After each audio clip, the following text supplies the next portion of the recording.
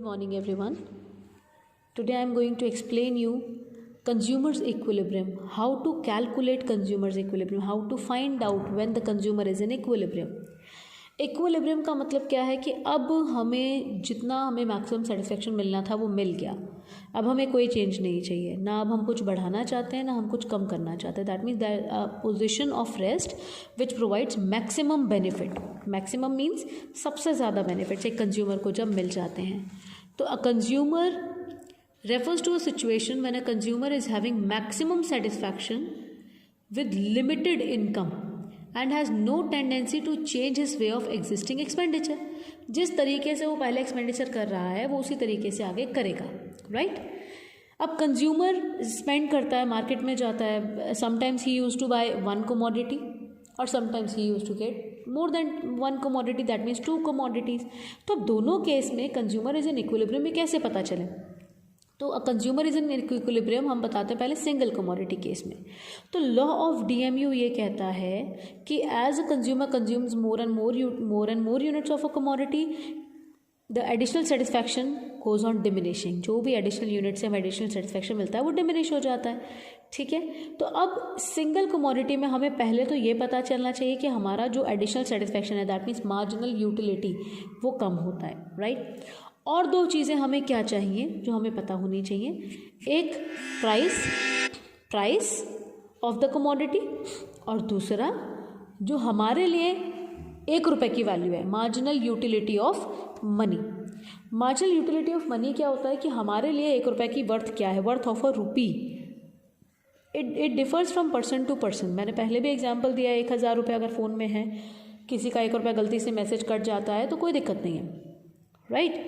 और किसी के पास ₹10 हैं, उसका गलती से मैसेज में ₹1 कट जाता है तो उसको बहुत फ़र्क पड़ेगा. तो ये है वर्थ ऑफ अ रूपी, ठीक है. तो यहाँ पर मार्जिनल यूटिलिटी क्या है, मनी टर्म्स के अंदर है, MUM. तो यहाँ हमारा जो इक्विलिब्रियम की सिचुएशन आती है वो क्या हो जाती है, MUX upon PX is equal to MUM. इसको और कैसे लिख सकते हैं, हम इसको क्रॉस मल्टीप्लाई कर सकते हैं. Marginal utility in utils that means X upon MUM. It should be equal to the price what the person is paying, like MUX is equal to PX.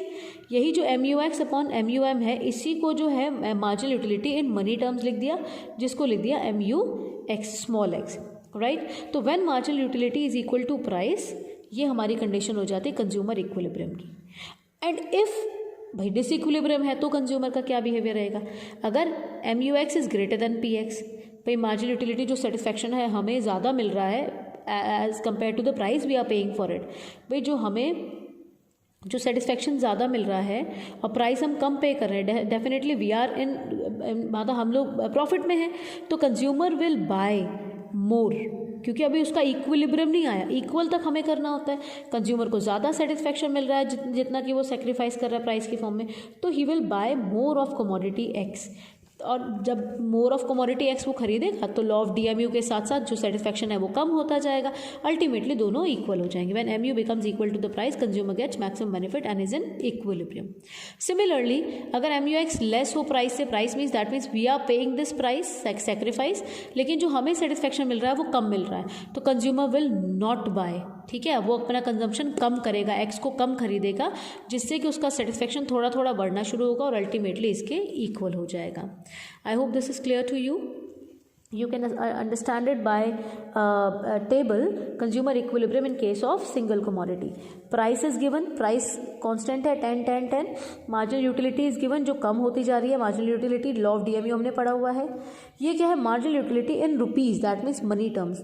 This means marginal utility of X divide by marginal utility of money. अब यहाँ पे देखो कहीं हमें ऊपर given होगा कि हमने कुछ अज्यूम किया है. हमने अज्यूम किया कि जो कंज्यूमर ने बाय करना है विच इज़ प्राइस ₹10 का है, ₹10 हो गया उसका price. Marginal utility derived from each successive units ये दे रखा है हमारा, ये हमें रुपीज़ टर्म में दे दिया. वन यूटिल हमें ₹1 का सेटिस्फैक्शन देता है, ₹1 हमें 1 यूटिल का सेटिस्फैक्शन दे रहा है. तो ये MUM हो गया. तो 1 से ही डिवाइड करेंगे क्योंकि MUM हमारा क्या है 1 से डिवाइड किया, एज इट इज़ हमारा MUX आ गया. अब हमने इसको कंपैरिजन किया प्राइस के साथ कि प्राइस के साथ कितना है. अभी हमारे प्राइस तो ₹10 है बट सेटिस्फैक्शन हमें 20 का मिल रहा है. इसका मतलब ₹10 का हमें गेन मिल रहा है.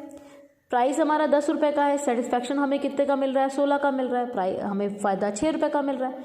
यहाँ पर 10 रुपये हम पे कर रहे हैं और 10 रुपये का ही सेटिस्फैक्शन है। दैट मीन्स जितना हम पे कर रहे हैं उतना हमें सेटिस्फैक्शन मिल रहा है। MUX is equal to price, ये जो हमारी कंडीशन है MUX is equal to price वाली कंडीशन, वो यहाँ फुलफिल होती है। आप देखते जाओ, इससे ऊपर क्या है, हमें सेटिस्फैक्शन ज़्यादा मिल रहा है, consumer will buy more unit. पहली यूनिट में उसने देखा मुझे 10 का प्रॉफिट मिल रहा है, वो एक और यूनिट लेगा। दूसरी यूनिट में उसके हिसाब से 1 रुपया खर्च करने के बाद उसे 10 का सेटिस्फैक्शन मिलना चाहिए था, लेकिन मिल 16 का रहा है, वो ज़रूर लेगा क्योंकि 6 रुपये के प्रॉफिट में है। फिर तीसरी यूनिट ली, जितने का उसे मिलना चाहिए उतना उसे मिल रहा है, नो प्रॉफिट नो लॉस, तो here the consumer is in equilibrium. फिर अगर वो एक और लेता है तो वो उसे 10 का मिलना चाहिए, लेकिन मिल कितने का रहा है, 4 का, तो वो यहाँ पे कभी नहीं रुकेगा, वो कभी नहीं लेगा, तो वो ये कंजम्पशन नहीं करेगा, consumer will decrease the consumption. ठीक है, so this is the thing which by which we can understand when the consumer is in equilibrium. I hope this is clear to you. If you face any problem you can ask me any time. Thank you, god bless you all.